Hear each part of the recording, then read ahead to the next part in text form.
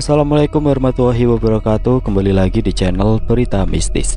Untuk kisah kali ini masih melanjutkan dari kisah yang sebelumnya, sebuah kisah dari tulisannya Alfeandra, kisah yang berjudul Pocong Itu Ibuku. Dan sebelum kita lanjut ke ceritanya, tekan dulu tombol like video ini dan jangan lupa tekan juga tombol subscribe channel ini dan nyalakan juga lonceng notifikasinya agar tidak ketinggalan cerita-cerita lainnya dari channel ini. Dan buat teman-teman yang pengen membaca langsung ceritanya, nanti silahkan saja kunjungi linknya yang nanti akan saya sertakan di kolom deskripsi. Dan seperti apa untuk lanjutan dari kisah ini, langsung saja kita masuk ke ceritanya.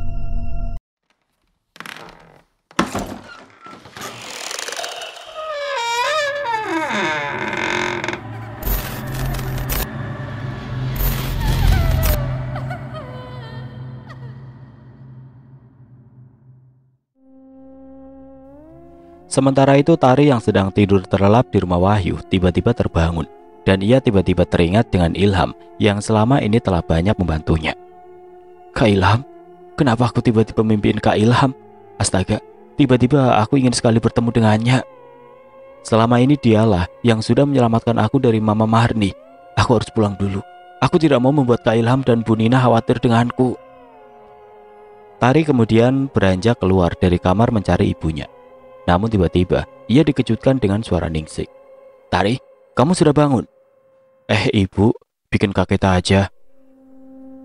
Loh, ibu cuma nanya, kok Tari sampai kaget begitu? Memangnya apa yang sedang Tari pikirkan? Tari, bolehkah Tari pulang dulu, Bu?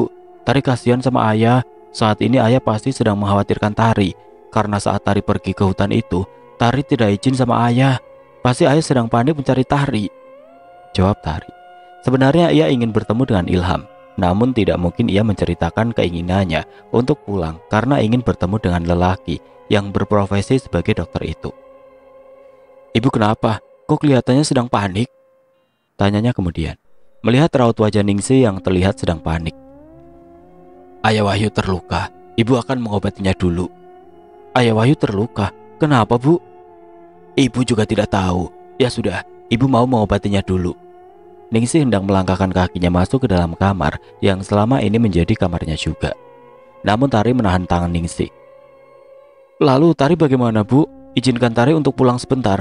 Tari janji, setelah urusan Tari selesai, Tari akan kesini lagi. Ningsih nampak berpikir sejenak. Tapi Tari janji untuk kembali lagi ke sini ya. Tari menganggukkan kepalanya dengan cepat. Tari janji, Bu. Lagian, Tari juga sebenarnya sudah betah tinggal bersama dengan ibu di sini. Tari tidak mau lagi jauh-jauh dari ibu. Tari memeluk tubuh ibunya dengan erat. Meskipun saat ini ibu adalah pocong, apakah kamu masih mau tinggal bersama ibu yang sudah berbeda alam denganmu? Ningsih berbicara di dalam hatinya. Ibu sangat menyayangi Tari. Gak mau lagi kehilangan anak kesayangan ibu, ucap Ningsih. Kemudian ia menciumi pucuk kepala sang anak. Tari juga sangat menyayangi ibu. Ya sudah, sebentar. Ibu minta izin dulu sama ayah Wahyu ya. Tari tunggu di sini dan jangan masuk ke dalam kamar ini. Tari menganggukkan kepalanya sebagai jawaban. Kemudian Ningsih segera masuk ke dalam kamarnya, di mana Wahyu sedang terbaring lemah di dalam kamarnya. Namun karena penasaran, akhirnya Tari mengintip sedikit dari celah-celah pintu. Dan betapa terkejutnya Tari saat ia melihat apa yang ada di kamar itu. Astagfirullahaladzim, pekik Tari. Namun kali ini ia berbicara sangat lirih.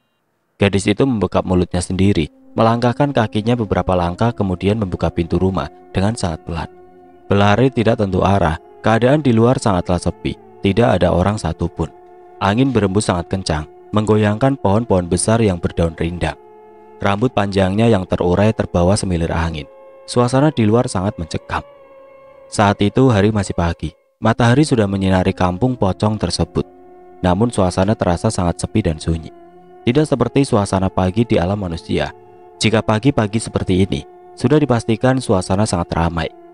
Ada yang berangkat ke sekolah, ke tempat kerja, dan kegiatan di pagi hari lainnya. Namun berbanding terbalik dengan di desa ini, suasananya sangat sepi dan mencekam. Tari terus berlari entah kemana, menyusuri jalanan dan pepohonan di samping kanan dan kirinya. Sebenarnya ia tahu betul, jika saat ini ia berada di alam yang berbeda, dan mengetahui jika ibu kandungnya itu adalah sosok pocong. Namun anehnya saat ia tinggal bersama Ningsih dan Wahyu di rumah itu, Ia benar-benar melupakan siapa sebenarnya mereka berdua, dan lupa jika sebenarnya ia sedang berada di alam yang berbeda dengannya. Saat berada di rumah itu, hatinya terasa sangat damai dan tentram. Tari mendapatkan hangatnya kasih sayang yang belum pernah ia rasakan semasa hidupnya dari kedua orang tuanya. Ningsih sangat memanjakan Tari selama putrinya berada di rumah Wahyu. Begitupun dengan Wahyu. Lelaki bertubuh besar dan tinggi itu memperlakukan Tari dengan sangat baik, seperti anak kandungnya sendiri. Membuat Tari sangat nyaman dan betah tinggal bersama mereka berdua dan melupakan kehidupannya yang sebenarnya. Tiba-tiba Tari masuk ke dalam hutan. Karena hari masih sangat pagi, sehingga sinar matahari masuk ke celah-celah pohon yang sangat besar dan rindang itu. Sinar dari cahaya matahari itu sedikit menerangi langkah kakinya. Gadis berambut panjang itu terus masuk lebih dalam lagi. Dari kejauhan, gadis itu seperti melihat sesuatu. Kemudian ia menautkan kedua alisnya saat kedua netranya melihat ada orang yang sedang terduduk di bawah dan tubuhnya menyender pada pohon besar. Berkali-kali Tari mengucek matanya, kemudian sedikit menyipitkan kedua netranya, memastikan jika apa yang ia lihat itu benar-benar seorang manusia. Gadis bermata bulat itu semakin mempercepat langkah kakinya, penasaran dengan apa yang dilihatnya saat ini. Apakah dia benar-benar manusia sama sepertiku? Tari bertanya pada dirinya sendiri. Sepertinya dia seorang laki-laki.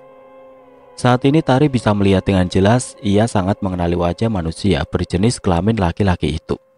Astagfirullahaladzim, Kak Ilham. Kemudian ia berlari menghampiri lelaki yang sangat berjasa di dalam hidupnya itu. Tari menggoyangkan tubuh Ilham, berharap lelaki yang berprofesi sebagai dokter itu membuka matanya.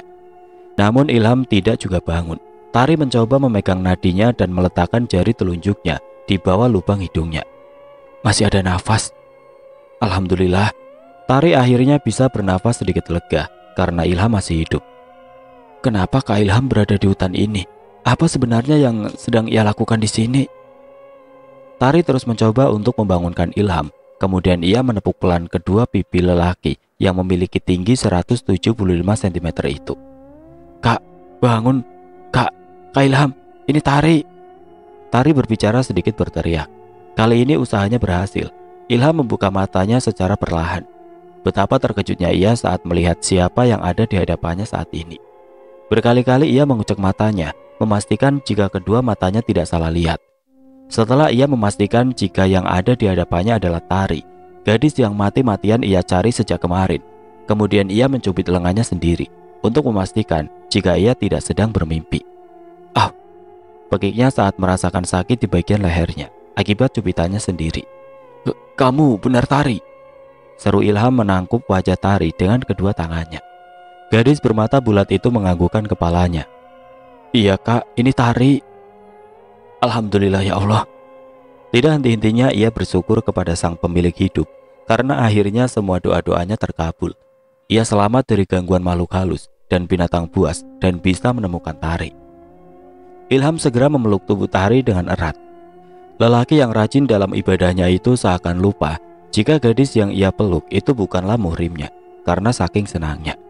Tari terkejut sekaligus senang saat tubuhnya dipeluk sangat erat oleh lelaki yang diam-diam ia kagumi di dalam hatinya. Ada desir aneh di dalam hatinya saat lelaki tampan itu memeluk tubuhnya dengan erat. Perasaan yang belum pernah ia rasakan sebelumnya. Anehnya, Tari sangat menyukai perasaan yang tiba-tiba muncul di dalam hatinya itu. Ilham segera melepaskan pelukannya saat menyadari bahwa ia sedang memeluk tubuh Tari. Astagfirullah, maaf Tari. Tadi kakak refleks aja pengen meluk kamu. Sekali lagi kakak minta maaf ya, ucap Ilham sembari tersenyum dan menggaruk kepalanya yang sebenarnya tidak gatal itu. Ia merasa sangat malu. Wajahnya memerah, sama halnya seperti Tari. Ia pun merasakan hal yang sama seperti Ilham.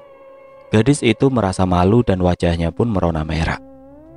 Tidak apa-apa kak, jawab Tari dengan senyuman yang manis, memperlihatkan kedua lesung pipinya, membuat gadis bermata bulat semakin terlihat cantik. Kecanggungan di antara dua manusia berbeda jenis kelamin itu tiba-tiba saja terjadi. Namun tidak lama, hanya beberapa menit saja. Ngomong-ngomong, kakak sedang apa di hutan ini? Bukankah hutan ini terkenal angker? Suara Tari memecah keheningan, menghilangkan rasa canggung di antara kedua anak manusia yang sepertinya sedang saling jatuh cinta itu. Kakak kesini karena mencari kamu, Tari. Syukurlah akhirnya kakak bisa bertemu dengan kamu. Kamu gimana? Baik-baik saja kan? Sangat terlihat jelas di matanya jika ia sangat mengkhawatirkan gadis yang memiliki wajah cantik itu. Aku baik-baik saja, Kak. Kakak nggak usah khawatir, jawab Tari sembari tersenyum sangat manis. Alhamdulillah, syukur kalau begitu. Kakak sangat takut sesuatu yang buruk terjadi kepadamu. Bukan hanya kakak saja yang mengkhawatirkan kamu, Tari. Tapi ayah dan tantenya kakak juga sangat mengkhawatirkan Tari. Iya, Kak. Tari minta maaf karena sudah membuat kalian cemas dengan Tari. Sekali lagi, Tari minta maaf, Kak. Terlihat ada raut penyesalan di wajah cantik Tari. Ya sudah, lebih baik kita cepat-cepat pergi dari hutan ini. Ilham segera berdiri dan memegang tangan Tari untuk segera pergi dari hutan ini. Mereka berdua berjalan menyusuri hutan dengan saling bergandengan tangan. Dari samping, Tari terus memandangi wajah tampan lelaki yang selalu menolongnya itu. Ya ampun, kenapa jantungku berdegup kencang sekali saat melihat wajah Kak Ilham? Ada apa sebenarnya denganku? Tari berbicara di dalam hatinya. Hatinya saat ini serasa berbunga-bunga. Jantungnya berdetak sangat cepat. Tidak henti-hentinya ia tersenyum sembari terus menatap wajah tampan lelaki yang ada di dekatnya. Tanpa ia sadari, Ilham menoleh, menatap wajahnya yang sedang tersenyum sendiri. Tari kenapa? Ada apa dengan wajah kakak? Kok kamu ngeliatannya begitu sih? Tari terlonjak kaget saat kepergok sedang memperhatikan wajah Ilham. Enggak kok, Kak. Ilham terkekeh melihat gadis cantik di sampingnya itu terlihat sedang salah tingkah. Iya juga gak apa-apa kok. Lelaki yang berprofesi sebagai dokter itu menggoda Tari. Siapa sih Kak Ilham ini? Tari tersipu malu. Pipinya merona, membuat Ilham semakin gemes melihatnya. Jangan liatin aku kayak gitu dong, Kak. Aku kan jadi malu. Ia sedikit memanyunkan bibirnya beberapa senti. Reaksi wajahnya itu justru semakin membuat Ilham gemas. Kamu itu ya, kalau sedang merajuk mukanya lucu. Kakak jadi semakin gemes sama Tari. Kak Ilham? Matanya melotot menatap lelaki yang saat ini selalu membuat jantungnya berdetak lebih kencang. Ilham justru semakin tertawa terbahak-bahak. Ia melupakan jika saat ini dirinya sedang berada di hutan angker. Kak Ilham jangan kayak gitu dong. Ketawanya keras banget. Ini itu lagi di hutan loh. Tari menarik kaos Ilham, memperingati jika saat ini mereka sedang berada di tengah-tengah hutan angker. Seketika Ilham menghentikan tawanya. Bersama dengan Tari membuat ia lupa diri. Astagfirullahaladzim. Iya Tari, maaf, habis kamu itu lucu menggemaskan. Tuh mulai lagi deh. Bercanda sayang. Tanpa Ilham sadari ucapannya membuat jantung Tari kembali berdebar. Tari merasakan ada getaran di hatinya saat lelaki tampan yang sedang menggandeng tangannya itu menyebutnya dengan kata sayang. Kak Ilham memanggil Tari dengan sebutan sayang. Tari berbicara di dalam hatinya. Hening. Tidak ada lagi pembicaraan di antara mereka berdua. Saat ini mereka sedang fokus berjalan agar bisa segera keluar dari hutan yang terkenal sangat angker itu. Ilham merasakan saat ini langkah kakinya begitu ringan. Tidak seperti saat pertama kali ia masuk ke dalam hutan ini. Terasa sangat berat. Tari, jangan lupa berdoa ya. Meminta perlindungan kepada Allah agar kita bisa segera keluar dari hutan angker ini dalam keadaan selamat. Ucap Ilham mengingatkan kepada Tari. Kemudian Tari menganggukkan kepalanya. Iya Kak, pasti. Tari akan berdoa. Suasana pagi itu di dalam hutan sangat sepi. Tidak ada suara apapun. Hanya terdengar suara kicau burung. Tidak seperti saat Ilham masuk ke dalam hutan kemarin. Suara binatang buas saling bersautan. Serigala terus melonglong, membuat bulu kuduknya meremang. Namun pagi ini auranya sangat berbeda. Hutan yang terbilang sangat angker itu tidak menunjukkan jika di dalam hutan itu angker. Sinar matahari masuk ke dalam celah-celah antara pepohonan. 30 menit sudah berlalu. Mereka berdua melihat ke arah depan. Di sana terlihat semakin terang benderang. Itu artinya sebentar lagi mereka akan keluar dari hutan angker itu. Alhamdulillah, seru mereka berdua secara berbarengan. Akhirnya kita keluar juga dari hutan angker ini, ucap Ilham sembari merenggangkan otot-ototnya yang kaku. Sampai detik ini Tari masih belum tahu apa alasan dokter muda yang memiliki indera keenam itu berada di dalam hutan yang terkenal sangat angker itu. Kalau boleh Tari bertanya, memangnya apa yang dilakukan kakak di dalam hutan angker tadi? Sampai-sampai kakak ketiduran di dalam? Pertanyaan Tari membuat Ilham tidak mampu menahan tawanya. Entah sebenarnya apa yang lucu, wajah Tari yang sangat polos itu mampu membuat Ilham selalu bahagia saat bersama gadis cantik bermata bulat itu. Is, Kak Ilham kok malah ketawa sih? Bukannya jawab pertanyaan Tari, ini malah ketawa. Emangnya ada yang lucu ya? Ekspresi wajah Tari sungguh membuat Ilham merasa gemas. Ingin rasanya ia mencubit kedua pipi gadis itu. Mau tahu yang membuat kakak ketawa itu apa? Apa? Ekspresi wajah kamu yang membuat kakak ketawa. Lagi-lagi Ilham tertawa dengan terbahak-bahak, seolah semua bebannya hilang. Padahal baru semalam ia mengalami kejadian yang sangat menyeramkan untuk pertama kalinya di dalam hidupnya, yang hampir merenggut nyawanya. Gak lucu sama sekali, Kak. Tari merajuk melipat kedua tangannya di atas dadanya. Wajahnya semakin cemberut, membuat Ilham semakin gemes karenanya. Namun tiba-tiba Ilham menautkan kedua alisnya, menatap wajah menggemaskan milik Tari. Gadis yang memiliki rambut panjang itu menahan malu. Wajahnya memerah karena cacing-cacing di dalam perutnya tiba-tiba berbunyi dan meminta untuk segera diberi makan. Tari lapar, tanya Ilham sembari sebisa mungkin menahan tawanya. Sebenarnya ia ingin sekali tertawa lagi, namun lelaki tampan itu tidak mau membuat gadis di sampingnya itu semakin menekuk wajahnya. Tari menggelengkan kepalanya, namun tiba-tiba perutnya kembali berbunyi, seolah menjawab pertanyaan Ilham. Lagi-lagi, Ilham menahan tawanya. Ia tidak mau membuat gadis yang saat ini selalu menggetarkan hatinya semakin menahan malu. Kalau lapar bilang aja, gak usah malu begitu dong, ucap Ilham sembari menjawil hidung mancung milik Tari. Kali ini Tari tersenyum sangat manis, memperhatikan kedua lusung pipinya, hingga membuat dokter muda itu semakin terpesona melihatnya. Ya udah yuk, di depan sana ada warung makan yang enak banget. Kemudian Ilham menarik tangan Tari dan berjalan menuju warung makan yang letaknya tidak terlalu jauh dari hutan angker itu. Pagi itu suasana di desa Citiis sangat dingin dan berkabut, karena memang berada di dataran tinggi dan sangat dekat dengan gunung. Desa Citiis berada persis di kaki gunung, sehingga jika pagi hari di desa itu, suhunya bisa sangat rendah. Tari yang tidak kuat dengan cuaca dingin berkali-kali mengusap-ngusap kedua telapak tangannya, kemudian memeluk tubuhnya sendiri. Seketika hidungnya langsung mampet karena saking dinginnya. Ilham yang melihat Tari kedinginan, dengan sigap membuka jaket yang ia kenakan dan memakaikannya ke tubuh Tari tanpa banyak bicara. Kak, kalau Tari pakai jaket ini, nanti kakak kedinginan gak? Tari terkejut saat jaket milik Ilham sudah menutupi bagian belakang tubuhnya. Gak apa-apa, pakai saja. Kakak sih udah biasa kedinginan, jawab Ilham sembari terus memakaikan jaket pada Tari. Posisi mereka saat ini sudah sangat dekat. Bahkan wajah mereka berdua hanya berjarak beberapa senti saja. Jantung Tari semakin berdetak tidak karuan. Perasaan itu muncul dengan tiba-tiba. Tari tidak sanggup menahan lebih dalam mata elang milik laki-laki yang saat ini berada sangat dekat dengannya. Begitupun dengan Ilham. Rasa-rasanya ia ingin segera menghalalkan gadis yang memiliki mata indah itu, membawanya ke kantor urusan agama dan menjadikannya pasangan halalnya, agar hasrat yang ia pendam saat ini bisa tersalurkan secara halal. Astagfirullahaladzim, batin Ilham. Ia segera menjauhkan tubuhnya, terus beristighfar di dalam hatinya. Bagaimana mungkin aku punya pikiran seperti itu kepada Tari?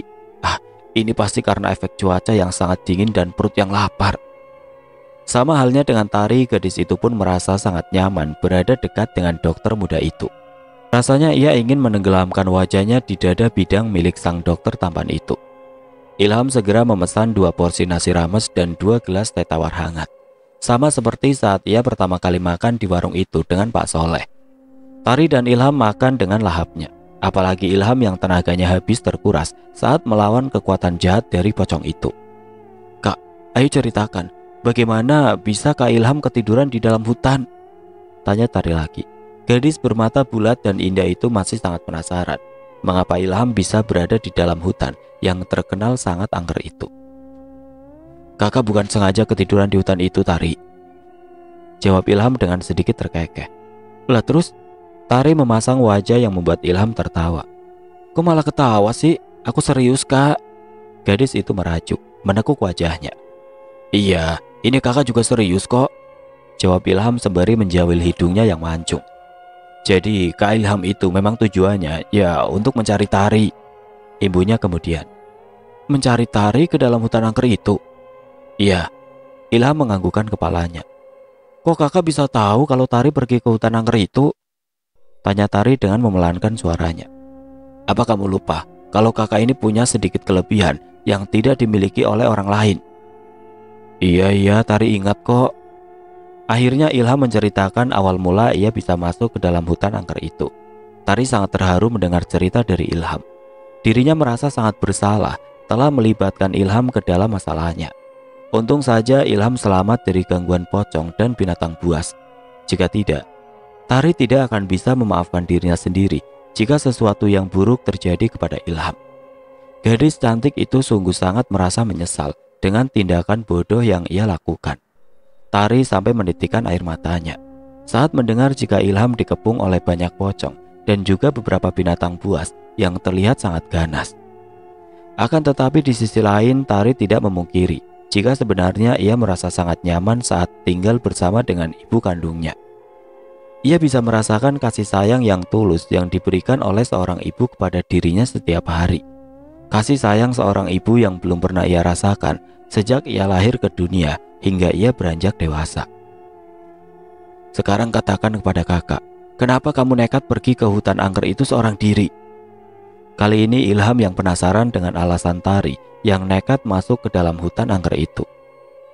Hanya satu alasan kak, karena Tari ingin bertemu dengan ibu kandung Tari, jawab Tari sembari terisak.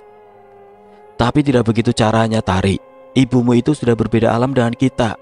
Jika Tari rindu dengan ibu, Tari cukup mendoakan yang terbaik untuk ibu. Bagaimanapun alam kita itu berbeda. Apa kamu tidak takut terjadi sesuatu yang buruk kepadamu saat tinggal bersama dengan mereka? Tari menggelengkan kepalanya, karena memang ia tidak merasakan ketakutan saat tinggal bersama dengan Ningsi dan Wahyu. Justru Tari sangat merasa nyaman tinggal bersama mereka. Ia bisa mendapatkan kasih sayang yang tulus dari kedua orang tuanya. Meskipun sebenarnya Wahyu bukanlah ayah kandung dari Tari, tapi Wahyu memperlakukan Tari dengan baik, sudah seperti anak kandungnya sendiri.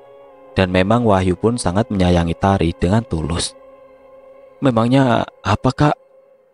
Tanya Tari dengan polosnya. Ia benar-benar tidak tahu apa-apa dan tidak pernah berpikiran sejauh itu. Kamu bisa dijadikan pocong oleh mereka, jawab Ilham. Bukan untuk menakut-nakuti gadis yang diam-diam ia sukai itu. Tari membelalakan matanya, terkejut dengan apa yang dikatakan oleh Ilham. Loh, memangnya bisa kak?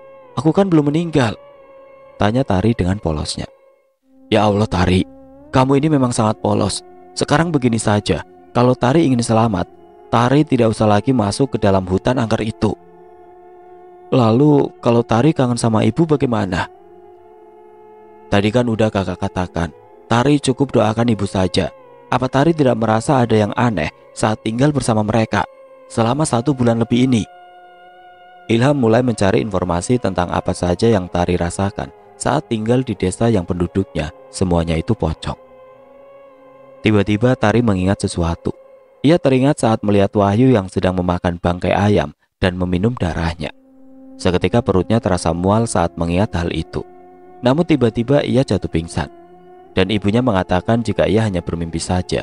Selain itu, sebelum ia meninggalkan desa pocong, ia melihat sesuatu yang membuatnya ngeri. Kedua matanya melihat jika seluruh tubuh Wahyu yang berbalut kain kafan melepuh seperti terbakar. Dan saat ia mengucapkan istighfar, 2 sosok pocong itu menatapnya dengan seram. Kemudian Tari mengambil langkah 1000 dan meninggalkan rumah yang tiba-tiba membuatnya jadi seram. Ragu Tari mengatakan semua kejadian mengerikan yang ia alami kepada Ilham. Tari, kau bengong? Sekali lagi kakak tanya, memangnya Tari tidak melihat atau merasakan sesuatu yang aneh gitu selama tinggal di desa itu? Iya kak, Tari memang melihat sesuatu yang membuat Tari takut, jawab Tari dengan ragu-ragu. Apa itu? Katakan sama kakak. Ilham memasang wajah serius. Ia merapatkan duduknya pada Tari. Kemudian Tari menceritakan semua yang ia alami dan ia lihat saat berada di desa yang penduduknya semuanya pocong. Gadis itu merasa heran. Ia merasa tinggal di desa itu tidak begitu lama, tapi Ilham mengatakan jika ia telah pergi selama 1 bulan lebih. Padahal sebenarnya ia masih merasa betah dan nyaman tinggal bersama ibunya. Tari menceritakan tentang perasaannya yang tiba-tiba ingat dengan lelaki yang sudah ia anggap sebagai kakaknya itu. Ilham menjawab, jika di dalam hatinya ia berdoa kepada Allah untuk segera menemukan Tari, dan Allah mengabulkan semua doanya, dan menggerakkan hati Tari untuk segera pergi dari desa pocong itu. Awalnya Tari tidak percaya dengan perkataan yang diucapkan oleh Ilham. Namun ia pun tidak bisa memungkirinya jika saat itu ia tiba-tiba rindu dan ingin bertemu dengan Ilham. Tanpa mereka sadari, pemilik warung makan itu menguping pembicaraan mereka berdua. Wanita bertubuh tambun itu langsung merinding saat mendengar cerita dari gadis yang memakai jaket itu. Wanita yang sering disebut dengan Bu Nur itu adalah penduduk asli dari desa Citiis. Sudah dipastikan ia tahu asal-usul desa pocong yang berada di dalam hutan itu. Bu Nur merasa tergerak hatinya untuk bercerita tentang desa pocong itu, karena sebelumnya tidak pernah lagi terdengar kabar dari hutan angker itu. Terakhir kabar menyeruak tentang hilangnya beberapa pemuda dari kota lain yang nekat masuk ke dalam hutan angker itu. Namun 20 tahun yang lalu sempat terdengar jika ada seorang pria yang membawa seorang wanita masuk ke dalam hutan angker itu pada malam hari. Maaf, tadi ibu tidak sengaja mendengar pembicaraan kalian berdua. Apa benar si Eneng ini pernah masuk ke desa pocong yang berada di dalam hutan angker itu? Tari dan Ilham langsung menoleh ke arah sumber suara. Bu Nur yang tiba-tiba bicara dan menyela obrolan mereka merasa tidak enak hati karena tatapan dari Ilham dan Tari.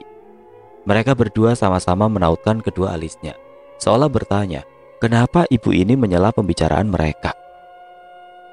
Maaf, ibu tadi tidak sengaja mendengar pembicaraan kalian, ucap Bu Nur tampak tidak enak hati.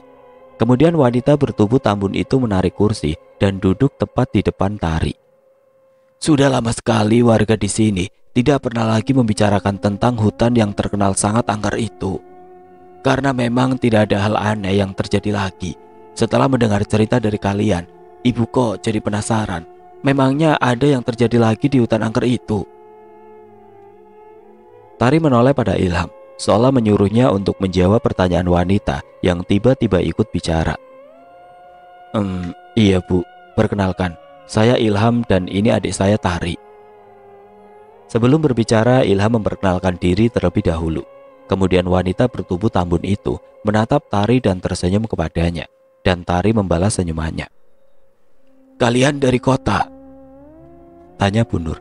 Tari dan Ilham menganggukkan kepalanya sebagai jawaban. Apa ibu tahu cerita tentang hutan angker itu? Ilham mulai bertanya. Tari menatap Bu Nur dengan tatapan serius.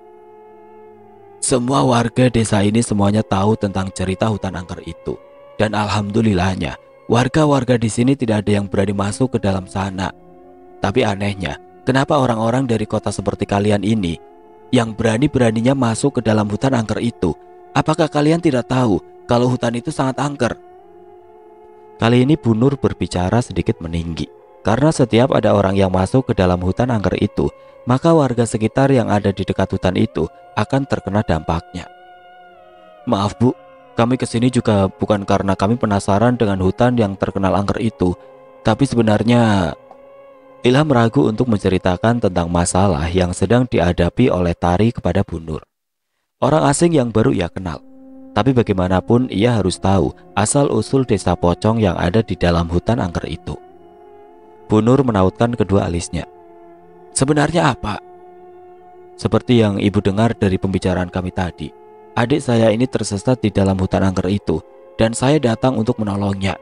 Alhamdulillahnya, saya bisa menemukannya, dan sekarang seperti apa yang ibu lihat, kami berdua selamat keluar dari hutan angker itu, ungkap Ilham.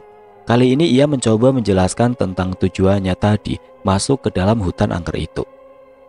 Bu Nur tersenyum miring. Wanita yang memiliki tai lalat di hidungnya itu tidak percaya dengan cerita yang keluar dari mulut Ilham. Karena sepengetahuannya, barang siapa yang masuk ke dalam hutan angker itu, mereka tidak bisa lagi keluar dengan selamat. Jadi menurutnya perkataan lelaki muda itu hanya mengada-ngada saja.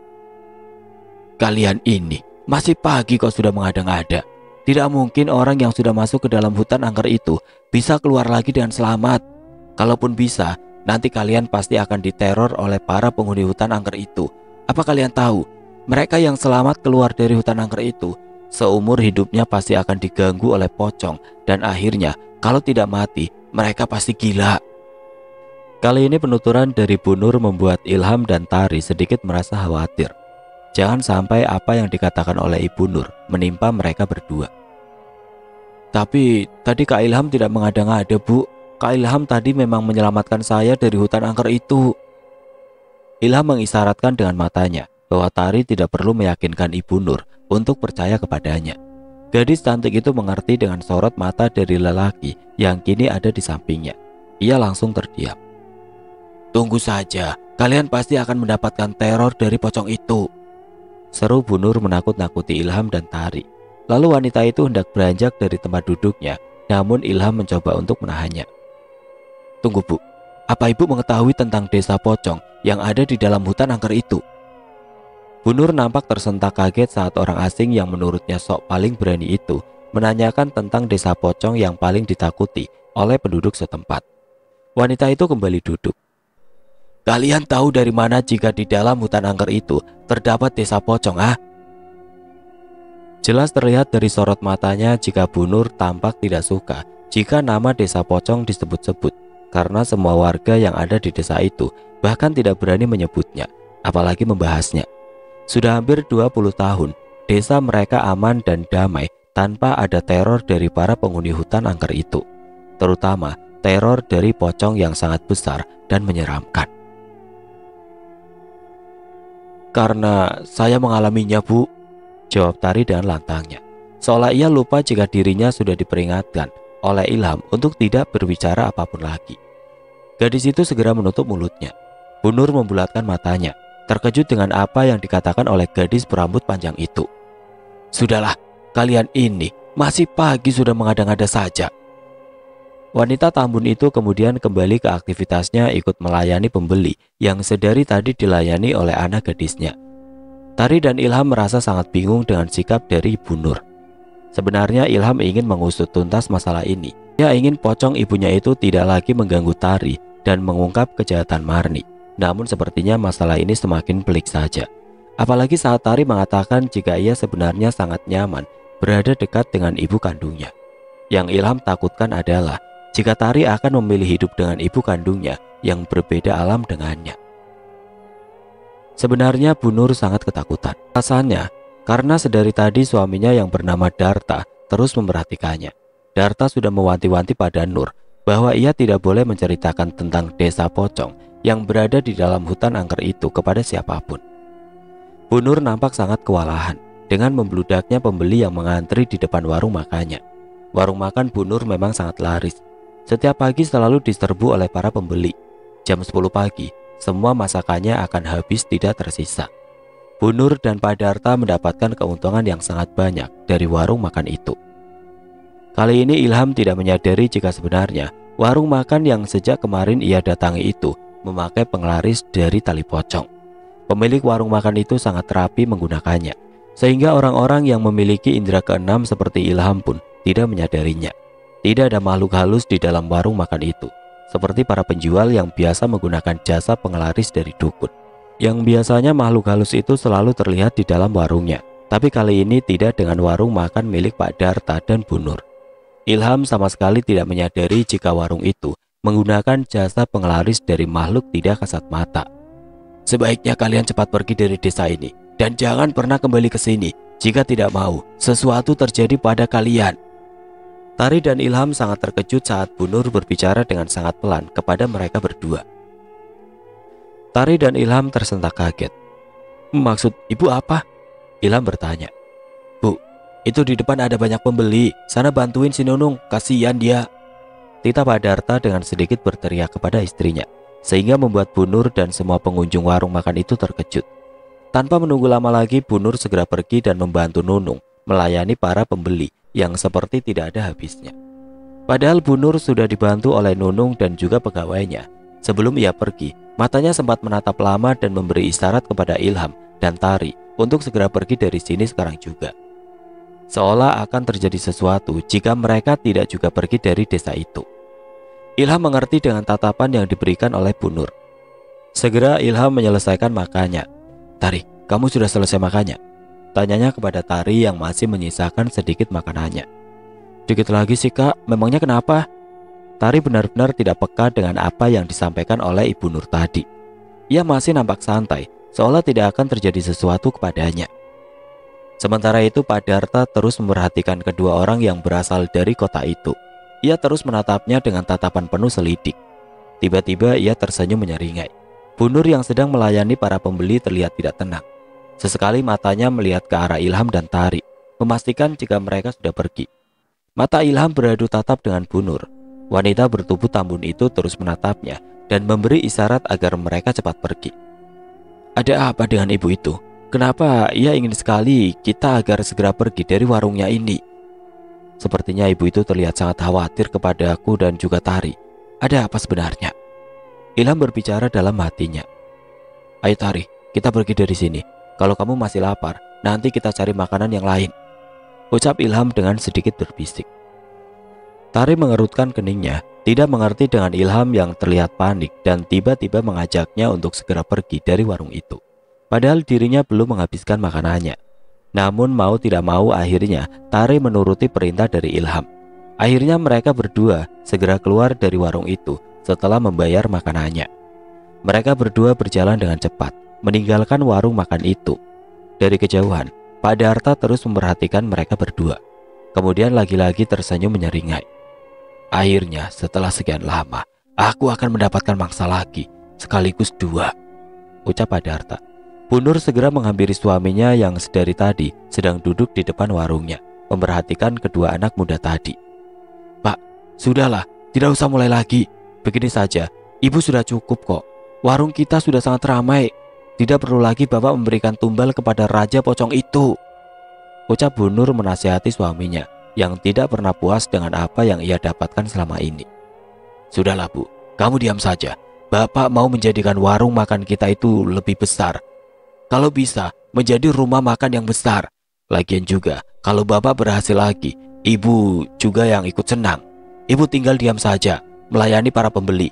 Biar Bapak yang mengurus semuanya, bisik Pak Darta, karena ia tidak mau pembicaraannya kali ini didengar oleh para pengunjung warung makannya. Bapak ini kapan tobatnya? Apa Bapak tidak takut terkena azab dari Gusti Allah? Bu Nur terlihat sedikit emosi. Namun ia mencoba untuk tidak meninggikan suaranya, karena ia pun tidak mau para pengunjung warung makannya mendengar pembicaraannya dengan suaminya. Bu, lebih baik Ibu bantu Nunung. Tidak usah lagi ikut campur masalah ini. Ibu tinggal tunggu saja semua hasilnya. Toh ini juga buat Ibu dan Nunung juga kan? Kali ini Darta tidak mau lagi berdebat dengan istrinya. Pria parubaya yang tubuhnya kurus itu memilih untuk pergi meninggalkan warung makannya yang tidak pernah sepi dari pembeli. Sementara itu Ilham dan Tari terus berjalan, mencari kendaraan yang bisa mengantarnya ke kota. Namun hingga siang hari, mereka belum juga mendapatkannya. Tari terlihat mulai kelelahan. Meskipun matahari sudah semakin meninggi, namun cuaca di desa itu tetap terasa dingin. Ilham teringat akan Pak Soleh, tukang ojek yang mengantarnya ke desa itu. Bergegas Ilham segera menelpon Pak Soleh. Dia akan meminta Pak Soleh untuk menjemputnya dengan menggunakan mobil. Namun sayang, sudah berkali-kali Ilham mencoba menelpon Pak Soleh, tapi tidak tersambung juga. Ternyata di desa itu sangat sulit untuk mendapatkan sinyal. Dokter muda itu sampai berjalan ke dataran yang lebih tinggi untuk mencari sinyal. Namun sayang, jaringan itu tidak juga ia dapatkan. Ilham dan Tari saat ini sedang duduk di pinggir jalan. Tidak ada satupun kendaraan beroda 4 yang melintas. Kebanyakan hanya becak dan motor. Kak, bagaimana caranya kita bisa pulang? Tari mulai terlihat khawatir. Terlihat sekali jika ia mulai kelelahan. Sama seperti Tari, Ilham pun mulai merasa lelah karena sudah berjalan cukup jauh. Namun mereka berdua hingga saat ini belum juga mendapatkan tumpangan. Mereka tidak menyadari jika sebenarnya mereka hanya berjalan mutar-mutar di desa itu. Tiba-tiba hujan turun dengan sangat deras, sehingga membuat Tari dan Ilham langsung berlari mencari tempat berteduh. Mereka melihat ada rumah tidak jauh dari tempat mereka berdiri saat ini. Tari, lihat itu, di sana ada rumah. Kita berteduh di sana saja dulu, seru Ilham. Tangannya menunjuk ke arah rumah dengan bangunan kuno. Tari menganggukkan kepalanya. Ayo kak. Akhirnya mereka berdua berlari menuju rumah besar yang ditunjuk oleh Ilham tadi. Rumah itu terlihat sangat besar, namun bangunannya seperti sudah tua. Terlihat beberapa dindingnya sudah terkelupas, lantainya sedikit kotor oleh debu. Di atapnya banyak sekali sawang yang membuat rumah itu terlihat kotor. Hujan turun dengan sangat deras. Petir saling bersautan menggelegar, membuat Tari semakin ketakutan. "Kak, Tari lapar," ucap Tari. Saat ini ia sudah tidak lagi malu-malu terhadap Ilham. "Ini, tadi kakak membeli beberapa bungkus roti di warung makan Bu Nur. Makanlah."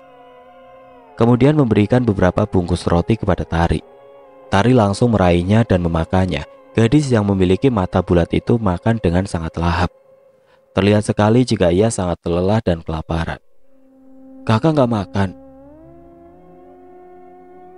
Saat melihat Ilham yang dari tadi hanya diam melihatnya yang sedang memakan roti, Ilham menggelengkan kepalanya. "Enggak, kakak nggak lapar. Tari makan saja. Kalau perlu habiskan semuanya." Kemudian pria muda itu tersenyum kepada Tari, membuat Tari merasakan nyaman saat dekat dengannya. Sementara Tari sedang makan, Ilham berjalan melihat-lihat rumah itu. Sepertinya rumah ini kosong. Terlihat dari banyaknya debu di luar sini. Atapnya juga sangat kotor. Mungkin rumah ini sudah lama tidak ditinggali. Ilham bermonolog. Terlihat di halaman rumah ini ditumbuhi rumput-rumput liar yang tumbuh tidak beraturan, menambah kesan jika rumah ini benar-benar tidak terawat. Tiba-tiba pintu rumah itu terbuka dan membuat Tari terkejut karena suara pintu itu terdengar cukup nyaring.